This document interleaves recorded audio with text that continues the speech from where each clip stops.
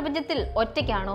പതിറ്റാണ്ടുകളായി ലോകം ചോദിക്കുന്ന ഈ ചോദ്യത്തിന് ഉത്തരമേകാൻ അമേരിക്കൻ പ്രസിഡന്റ് ഡൊണാൾഡ് ട്രംപ് നേരിട്ട് രംഗത്തെത്തിയിരിക്കുകയാണ്. എപ്സ്റ്റീൻ ഫയലുകൾക്ക് ശേഷം ട്രംപ് അവതരിപ്പിച്ചിരിക്കുകയാണ് UFO രഹസ്യ ഫയലുകൾ.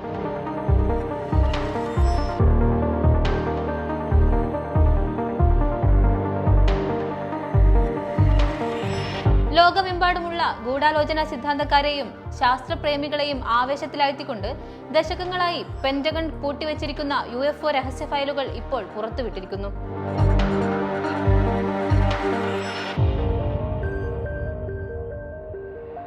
1940-കൾ മുതലുള്ള അതീവ രഹസ്യരേഖകളാണ് ഇപ്പോൾ വെളിച്ചം കണ്ടിരിക്കുന്നത്.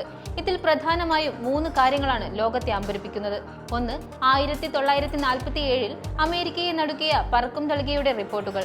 രണ്ടാമത്തേത് 1969-ലെ അപ്പോളോ 12 ദൗത്യത്തിനിടെ ചന്ദ്രോപരിതലത്തിൽ കണ്ട ആ അജ്ഞാത പ്രതിഭാസത്തിന്റെ ചിത്രം.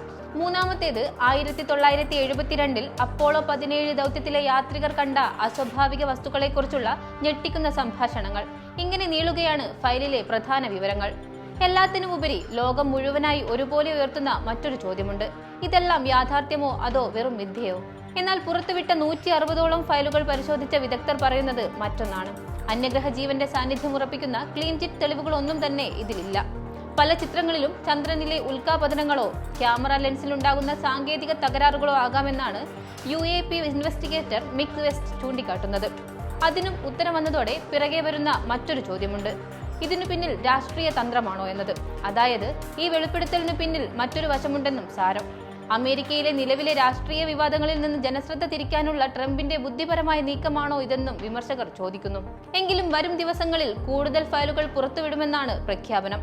അന്യഗ്രഹ ജീവികൾ ഉണ്ടോ ഇല്ലയോ എന്ന തർക്കം ഇതോടെ അവസാനിക്കില്ലെന്ന് ഉറപ്പാണ്. പക്ഷേ ആകാശത്ത് നമ്മൾ കാണുന്ന ആ നിഗൂഢ വെളിച്ചങ്ങൾക്ക് പിന്നിൽ എന്താണെന്ന് അറിയാനുള്ള ആകാംക്ഷയിലാണ് ലോകം.